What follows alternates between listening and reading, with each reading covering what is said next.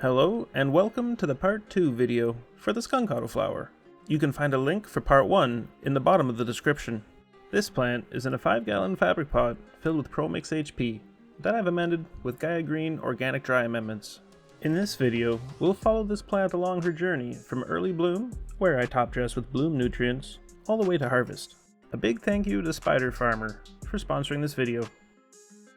And make sure to subscribe to my second channel, Basement Gardens, to see more from my basement. We're now 5 days after the end of the Skunk Autoflowers Part 1 video, which was our 29th day. The bud sites are coming in nicely, but there's some slight burn tips on a lot of the leaves. I'm not worried about that though, since the plant overall is looking very healthy, judging by her consistent color of green.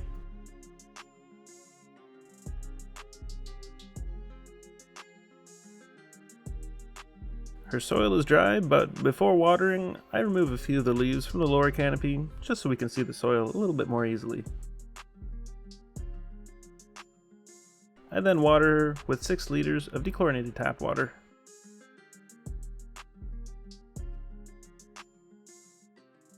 This Skunk Autoflower is a fantastic size to yield very well, but she is a dwarf in comparison to the phenotype of the cheese and deep water culture behind her. 4 days later, and it's time for the mighty cheese autoflower to come down and join the amnesia haze.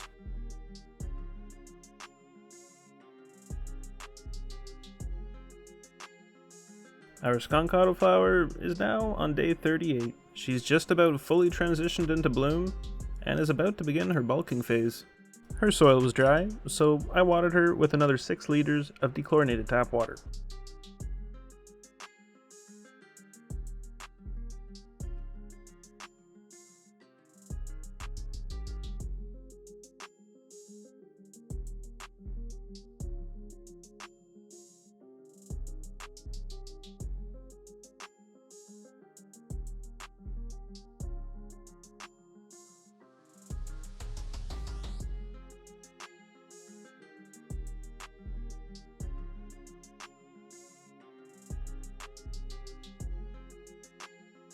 Four days later, on day 42, she's looking to be about done with her transition into bloom. Today, I'll top dress her soil. This time, I'll be experimenting by adding 150 ml of worm castings and about 75 ml of Gaia Green Power Bloom 284 dry amendment.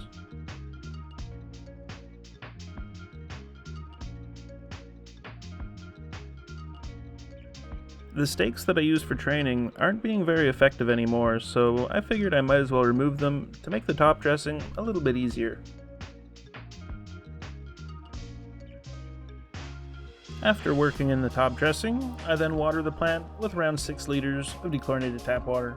Since the plant is fully transitioned into bloom now, it's a good time to do a little bit of defoliation to improve the light penetration and airflow through the canopy. Keep in mind that you don't need to strip the plant completely. Aim to remove around 35% of the leaves throughout the central canopy. You'll see a noticeable difference in the light making it through the plant and hitting your soil below. I'm less concerned about leaves that are pointing away from the plant because they're not blocking anything below them.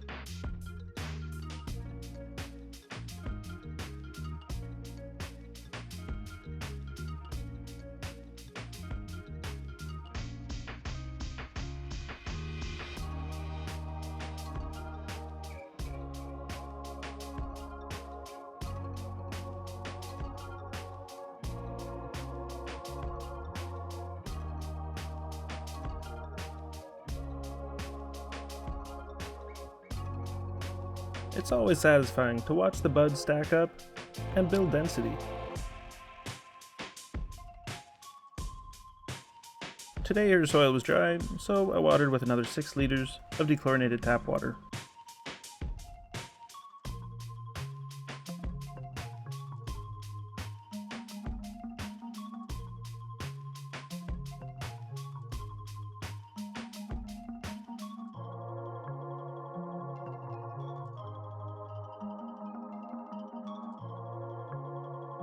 Three days later, and I think her buds are progressing well, although she's starting to show some signs of deficiency.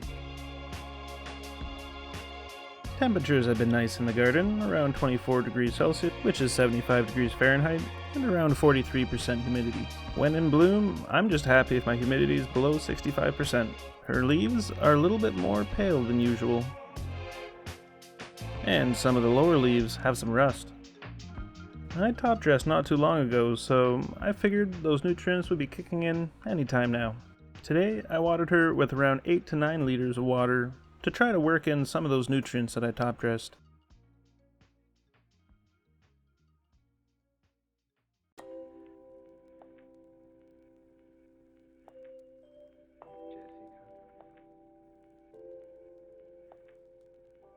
Three days later, and the symptoms are definitely progressing.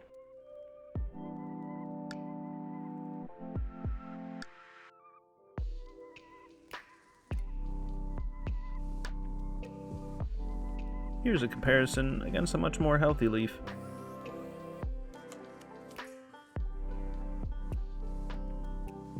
At the time, my thoughts were that maybe the last top dressing is already consumed. In hindsight, I think it's more likely that the top dressing wasn't being broken down effectively due to the top of the soil being allowed to dry too much between the waterings. Regardless, I top dressed again with around 80 to 100 mils of worm castings, around 75 mils of 444 Gaia Green All-Purpose, 75 mils of 284 Power Bloom, and 75 mils of glacial rock dust. I then watered her in with around 6 liters of dechlorinated tap water. While the water was absorbing in, I used a training stake to poke holes through the soil, and I also used my fingers to massage it around to hopefully allow the top dressing to work down more easily. Today is also the day that I felt that it was time to experiment with light schedules. Normally, I'll grow my autos under a 24/0 schedule.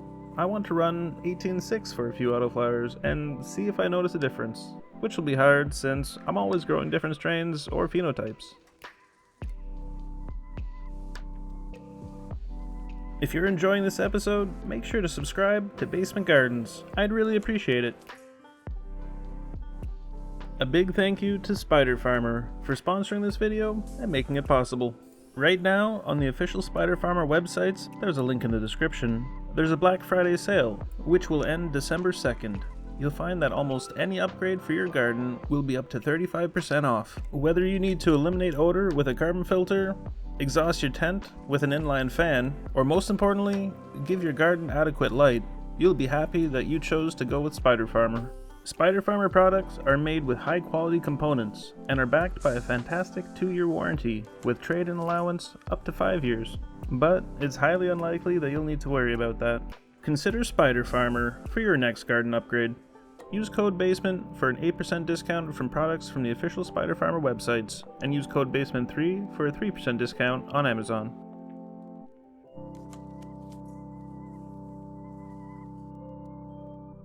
It's been 5 days, and I'm thinking that I probably should have watered 2 days ago. Her problems are progressing, and I'm really hoping that her top dressing takes over and she starts to bulk up really nicely. Don't mind me as I remove a little bit of evidence. She'll be looking a lot better with some of these dead leaves removed.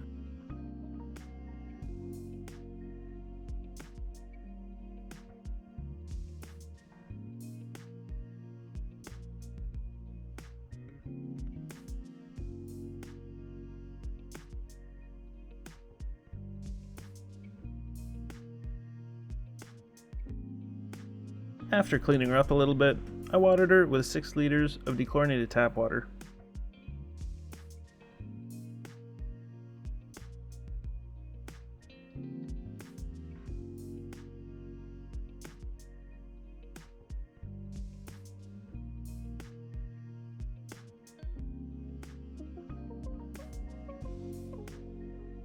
It's a miracle! I made it back into the garden to water this plant in less than 3 days. I was thinking that the microbes might be suffering since the soil is drying out too much between waterings. Today, I'll be experimenting by adding 6 mils of fish in 6 liters of dechlorinated tap water.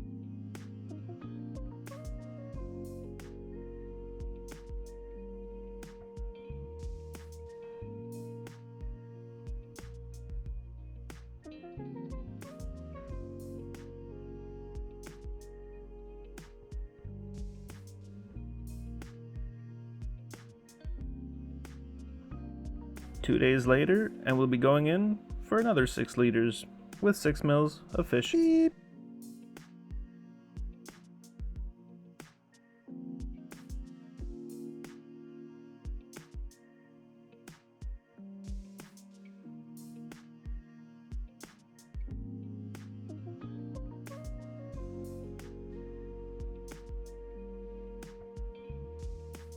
Three days later. Not really seeing a huge improvement, but it's also not getting increasingly worse. Today I'll water her with another 6 liters of dechlorinated tap water with 6 mils of fish mixed in.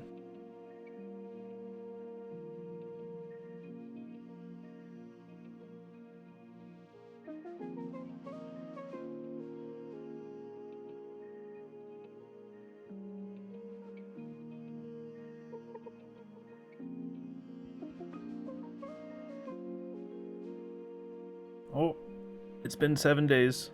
So much for watering more frequently. She's clearly still deficient, and a lot of her hairs are shifting brown. At this stage, I contemplated watering with Florinova Bloom, CalMag, and Cool Bloom mixed in, but I felt that this would be cheating. I still had hope that her recent top dressing would start to kick in. So today, I just watered her with 6 liters of dechlorinated tap water.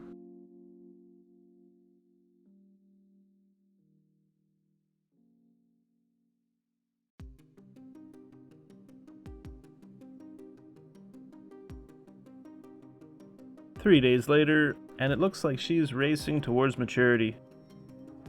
Today, I watered her with another 6 liters, but this time with 10 mils of fish mixed in.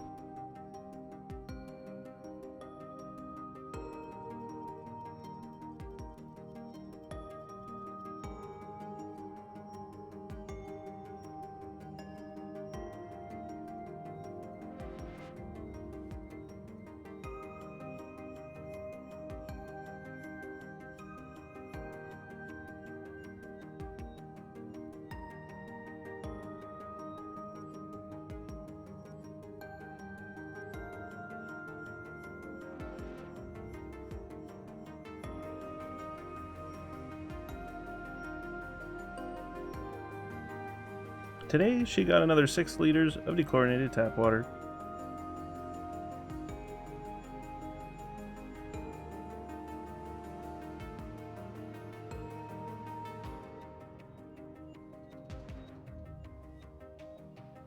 Four days later, on day 80, I've noticed she's really slowed down her growth. She's about done. At this point, it could be worthwhile to check her trichomes for 30% amber heads, with most others being cloudy, to determine when to harvest, but I don't mind harvesting some plants a little bit earlier. Even though the soil is dry, today we will not be watering.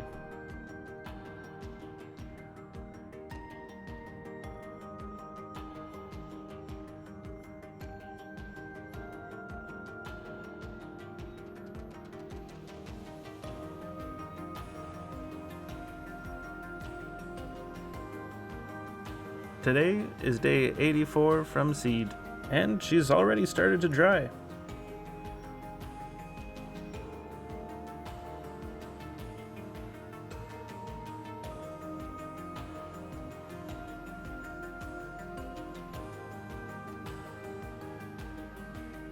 To let her finish drying in peace, I move her into a dark tent with good airflow and circulation for 9 days.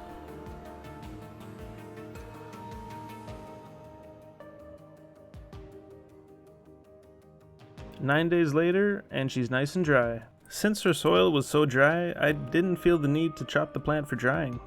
I did check on her a few times during her drying process to make sure that there was no rot or mold starting.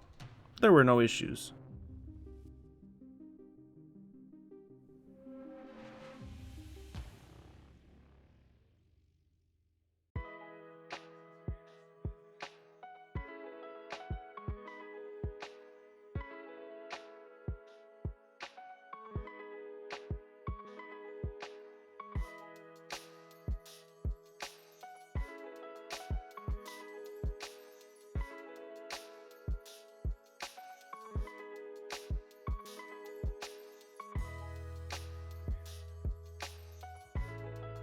A floor is just a table you can walk on, right?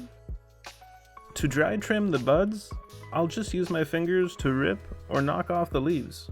Most of the time, you can just touch the sugar leaves, kind of like peeling an eggshell, and they'll fall right off.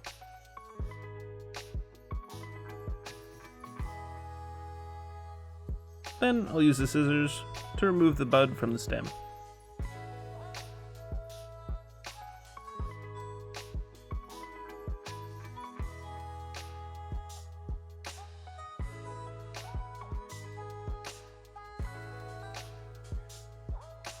It's time for the moment of truth.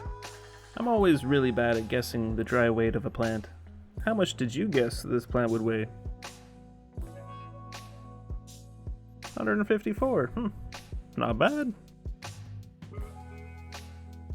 It's always interesting to see how the root ball formed after harvesting a plant.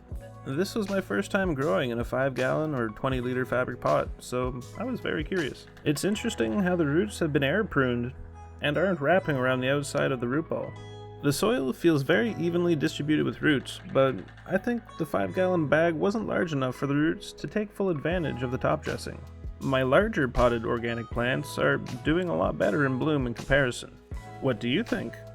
I'll have to do more experimenting, but I think that this 5-gallon root mass would have done exceptionally well if I didn't top dress and just water with bottle nutrients, but that will have to be an adventure for another day. Thank you so much for watching. If you enjoyed the video, make sure to leave a like and subscribe to stay tuned for the next episode. Another big thank you to Spiderfarmer for sponsoring this video. Make sure to use code BASEMENT for the discount. Have you subscribed to Basement Gardens?